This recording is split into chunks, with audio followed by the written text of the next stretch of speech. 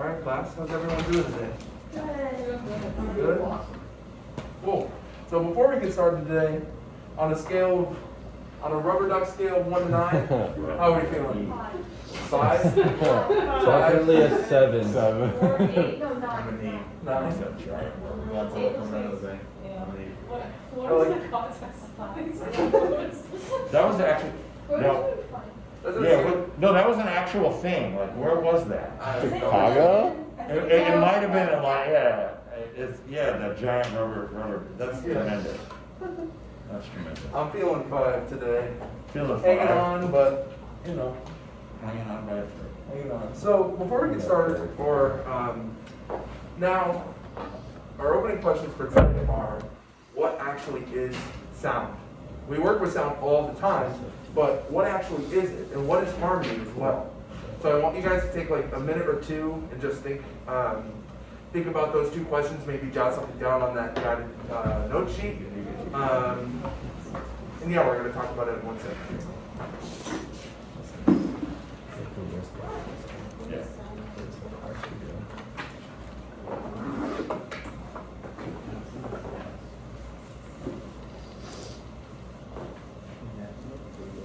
Uh, 28.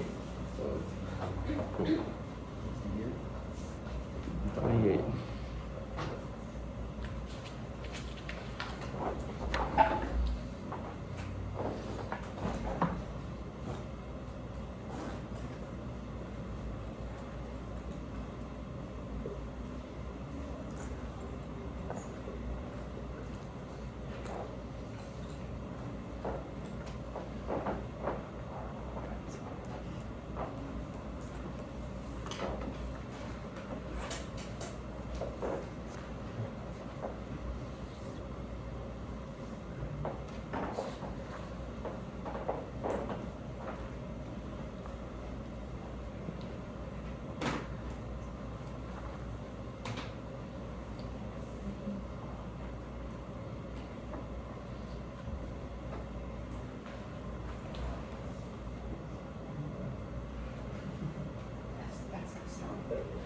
Yeah.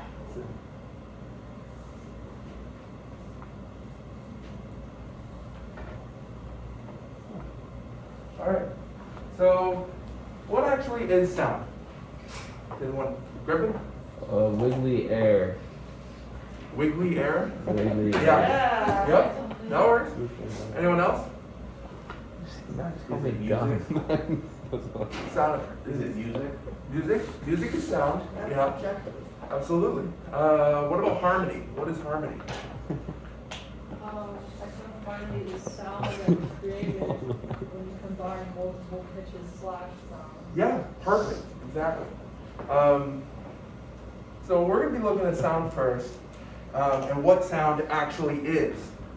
Because I think that's very important for us to know as musicians. So, sound is the movement of air molecules produced by a vibrating object. Can anybody think of an example of a vibrating object that produces sound? Guitar, yep. Bass, You blow your lips together. yep. If we were like a trumpet or trombone player. A What hammer. sound are we hearing right now? Your voice. Exactly, voice. Um, Our vocal cords are vibrating and producing a sound. Frequency and amplitude are two of our tools for actually defining the sound. So frequency is the number of vibrations per second. This is also known as pitch. So we see here with these two graphs, we have a lower frequency here, right? And we have a really fast one here. So the fast frequency, right, this is happening a lot of times per second, or more times per second than this sound. So it's going to be higher. The pitch is going to be higher. Whereas this pitch is going to be a bit lower. Amplitude is the maximum distance from equilibrium, which is this line, which is kind of like our center point. So on these waves, if the waves, like here, they stay kind of close to the line, that means we have low amplitude, low amplitude is like a very quiet sound. Whereas high amplitude, where we see these lines are farther away from equilibrium, that means the sound's going to be louder. So I draw a line that looks like, actually let me do this. So our green line is going to be equilibrium, right? Equilibrium is like the point of no sound, right? So if I draw a line that looks like this, imagine that's a sound wave. What's the frequency of that sound? Is it high or is it low? High. What about the amplitude?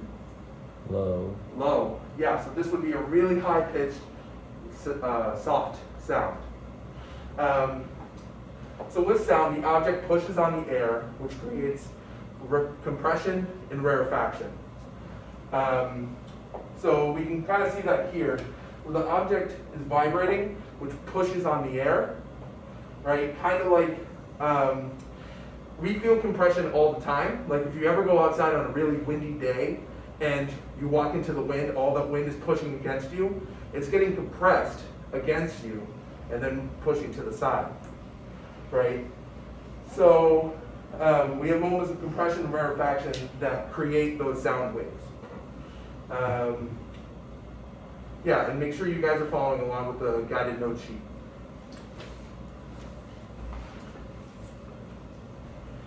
Speaking of which, is everyone good with that sheet? Can I?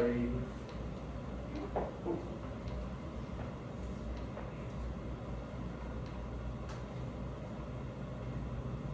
So that was just sound on its own. Now we're moving on to harmonic ratios, or harmony. So because harmony has two notes or more, the frequency of those notes will create a ratio. And how they relate is called intonation. So essentially, let's say we have one note that looks like,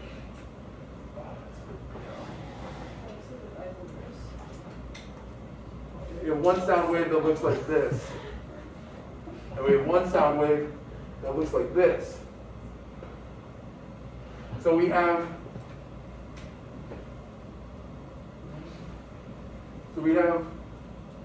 essentially three waves that are happening on this bottom one, right? We have 1, 2, 3, and then we have 1 and 2 up here. So what would the ratio be? 2 to 3. Exactly. A perfect fifth, if you will. Yes. If you flip the notes around, yeah. 3, 2, 2, 3, same difference. Yeah, so another one on the sheet is major third, which has a polyrhythm of 5 to 4. Our perfect fifth, like we just said, is 3 to 2. An octave is 2 to 1. Now in music, we have something called polyrhythms. And without going too far in depth, polyrhythms are essentially some amount of notes happens in the same amount of time as another amount of notes. So our most common example of a polyrhythm that we would use are quarter note triplets, right? Where we have, let's say this is our quarter note. Quarter note triplets are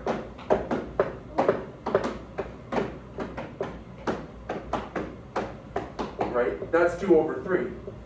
Now, harmony and polyrhythms are actually the same thing, but they just happen on massively different scales. So we're going to watch a quick video on that exact same thing.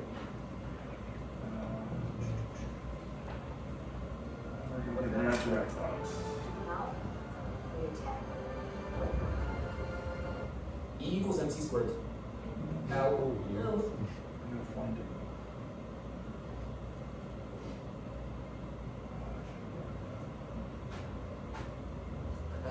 Intensity produces by pitch. I can repeat this effect in a digital audio works as an interlocking function. By a simple ratio of 3/5.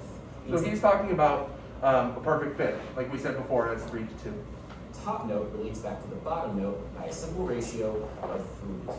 Let's see how this plays out in the real world. I'm going to take the note G, I'm going to play a perfect fifth higher than G, which is D.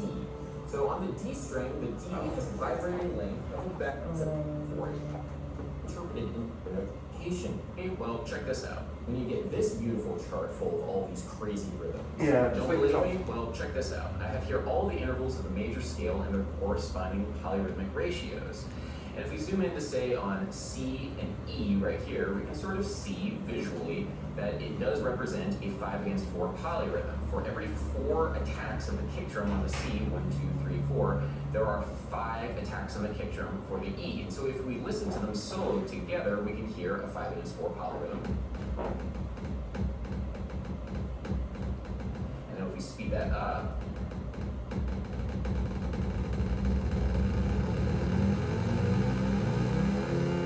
Cool, right? we hear a major third pretty clearly.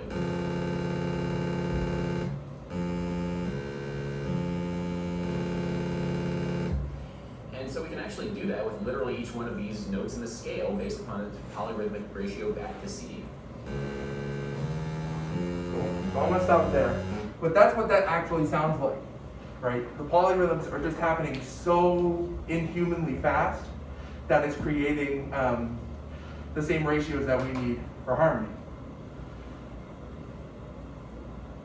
Let's go back to the slides.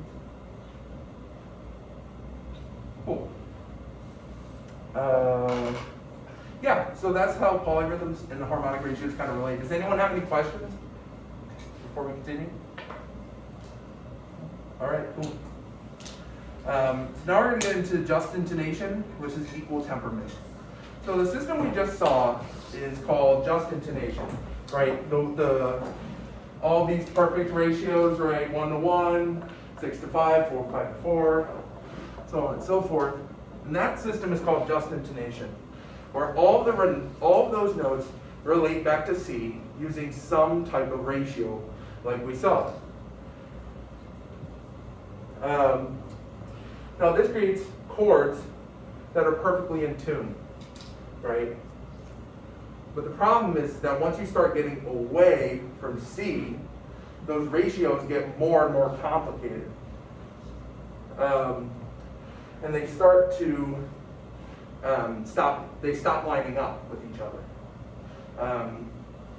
So you might have a perfect fifth that's slightly out of tune because both of those notes relate back to C in their own way. They don't relate to each other. So just intonation typically isn't used nowadays. We use equal temperament. Now equal temperament is another system for notes, right? And we basically take an octave and we split it into 12 parts. So basically, each interval is a 12th root of 2 apart. Kind of like, so in math we have like the square root of 2 or the cubed root of 2, right? Now we have the 12th root of 2, which is approximately 1.05. So that's how we break apart the octave. And yeah, this allows for all chords to sound the same. Every major chord has the same relationship between all of the notes. Every minor chord, every interval, everything like that. But the issue is that every chord is just slightly out of tune. So if we go back to that polyrhythm example, just intonation is that perfect polyrhythm where the beats line up and the system repeats, like 3 versus 2. Both my hands tap down at the same time. At some point, right, the cycle repeats itself. If we were to repeat the same thing with equal temperament, the downbeats would not line up. And we hear that in the music with these little waves that we can hear of notes being out of tune. So these are our two systems. Using just intonation in very specific circumstances, like the end of a song where we want something to be perfectly in tune and we come to a grand finish, right? That's when we might want to use that, but in general, equal temperament is the system that works the best in all keys. Cool. Cool. So we're going to get into some singing now. So I want everyone to stand up. We're going to do a quick walk or a quick warm up.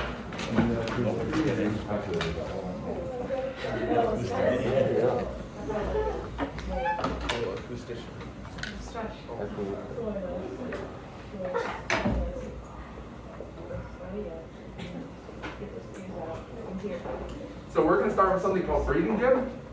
And essentially what we're going to do is we're going to breathe in for 4, out for 4.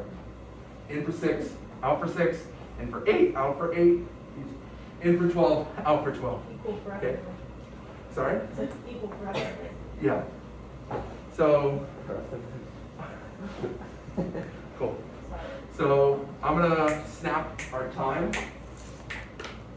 Yeah, we're gonna go through it. So here we go. 1, 2, 3. In, out. In, 6, 3, 4, 5, 6. Out. 8. Out. 1, 2, 3, 4, 5, 6. 8. In. 12. 3, 4, 5, 6, 7, 8. 9. Out. 1, 2, 3, 4. Good. Now we're going to do a quick vocal warm up on "Mommy Made Me Mash My M&Ms." This sound like "Mommy made me mash my M&Ms." Mommy made me mash my M&Ms. All right. Okay. Sorry about that, guys. All together here. So, "Mommy made me mash my M&Ms. Mommy made me mash my M&Ms. Mommy made me mash my M&Ms. Mommy made me mash my M&Ms. Mommy made me mash my M&Ms. Mommy made me mash my M&Ms. Mommy made me mash my M&Ms. Mommy made me mash my M&Ms. Mommy made me mash my M&Ms.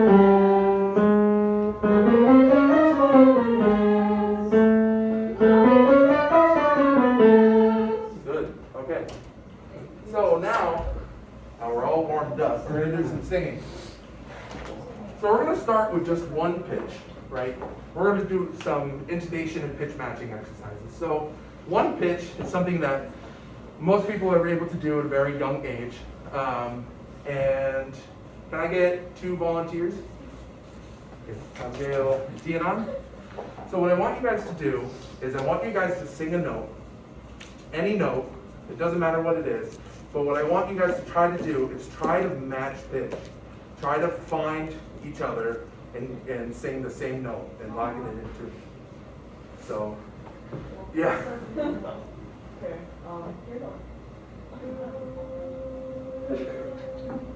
Okay, so Tina, how about you and me? Let's do, sing a note.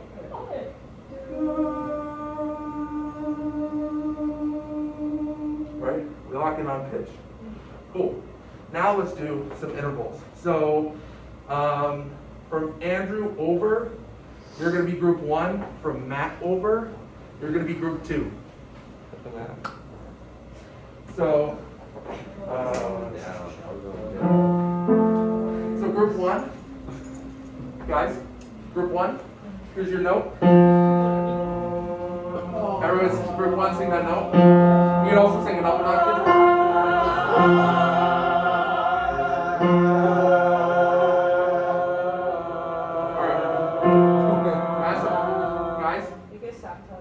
Match the pitch. Okay.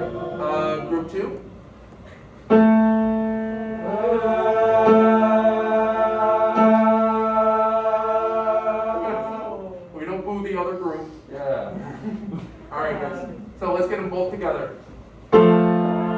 Good,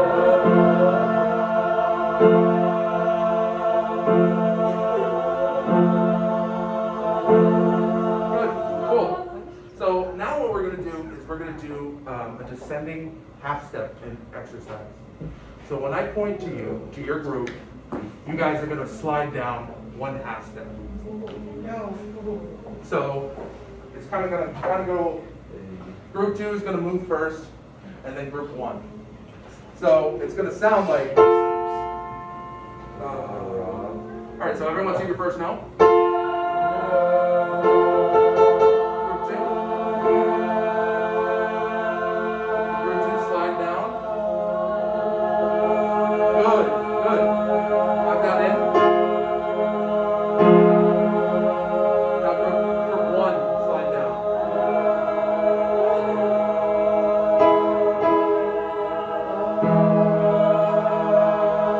Lock it in. Cool, all right. So, do you hear how the relationship changes between, what 2 intervals are we working with there? Yeah, right? So we have like, first we have like do, mi, and then we get do, right, minor 3rd. And then the lower group slides down, and we go back to a major 3rd. So we're going to do that again, where we're going to keep going with it. So can we get that first note again? Group 1, group 2.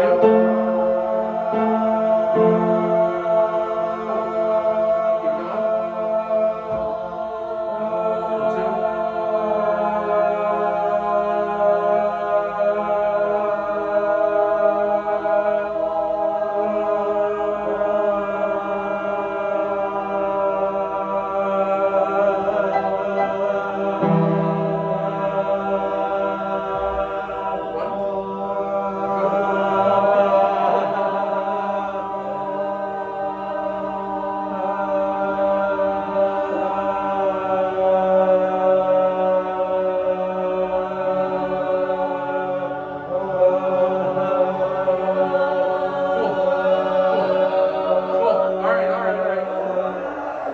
So, great job with that. But you can hear how those tonalities keep changing, keep flopping back and forth. So now what we're going to do is going to split up into 3 groups. So group 1 is going to be Andrew, Matt, Griffin, and Jason. Group 2 will be Tianan, Sarah, Masra, and yeah. Then Rachel, you'll be in group 3. Sophia, Nina, yeah. Can everyone stand with their group? This feels like sex with I am. Cool. So, group 1, we all. All right, group 1, come over here. Let's all kind of all the way around. All right, group 1. You're all going to be able to hear each other really well. So, here's your first note, group 1.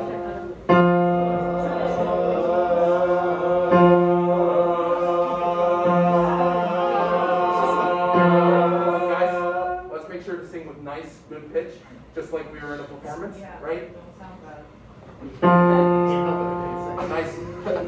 Nice tone, right? Here we go.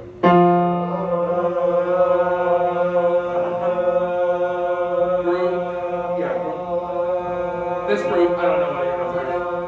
Group 3.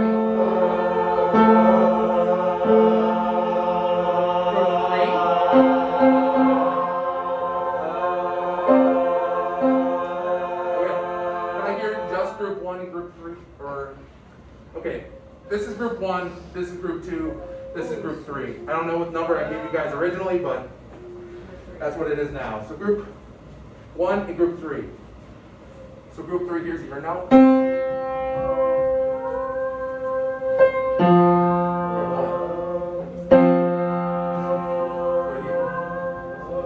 You guys see that?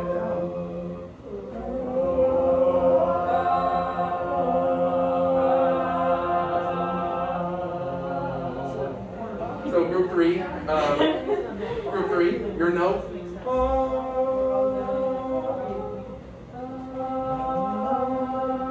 There it is. So we have, can anyone tell me what interval we have with group 1 and group 3? Yeah, right? So actually what we're going to have here once we have group 2 is a major triad. So can I hear just group 3 or, yeah, group 3 and group 1?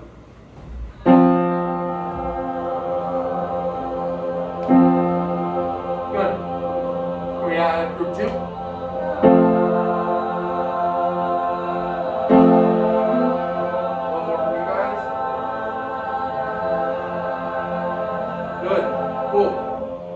We're going to do the same half-step exercise from before, but we have 3 voices now. So instead of just having a major and a minor third, now we're going to have a major triad, a minor triad, and then a diminished triad. So let's go through it. I point to your group, you're going to slide down a half step.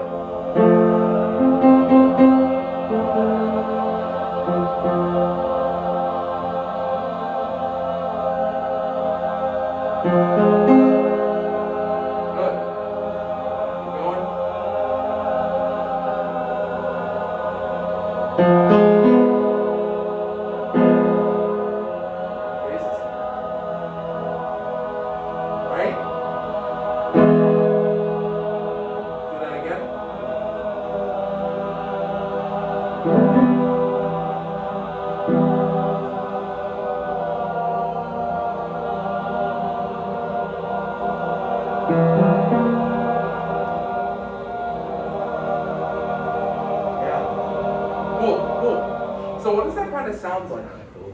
So those chords, right, we kind of progress, right? How does like the mood of each chord kind of feel? Yeah. Yeah. So we kind of yeah. But we kind of like, we get darker and darker, and then all of a sudden what happens? It's like Sounds like we, theater music. yeah, we like open up. It's like, ah, the sun has come up, right? So the important thing to take away with all of these is that when you're singing in a choir or anywhere else, if you're playing in an ensemble, it's important to listen to the people around you, because your note in a chord is going to change, or the tendencies of that note is going to change depending on the chord. So it's really important to listen to people around you and kind of have the music come together, right? Because we're an ensemble, it's everyone playing together, right?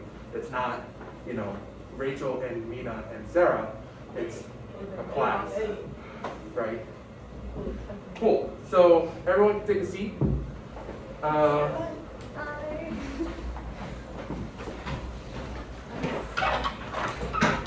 You have about 2 minutes. Cool. So, he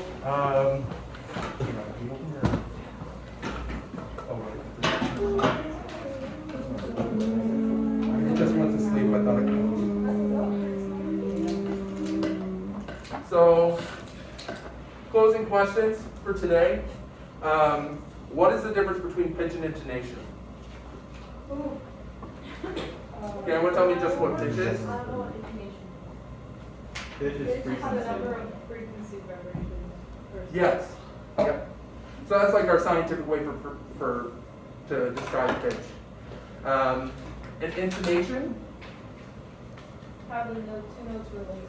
Yes. Ooh. How the notes relate to each other, whether it's 2 notes, 3 notes, 4 notes, 100 notes, right?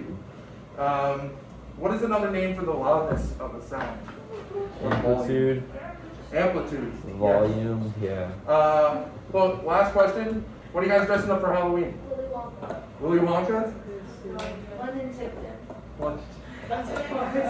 Costume in that band. We're gonna need That's cool. to I'm going Ice Cube. Ice. Vanilla Ice. I'm going as Gibby.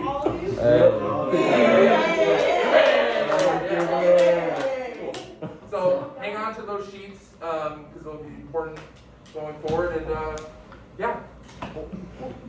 Sick, nasty, bro. Oh yeah.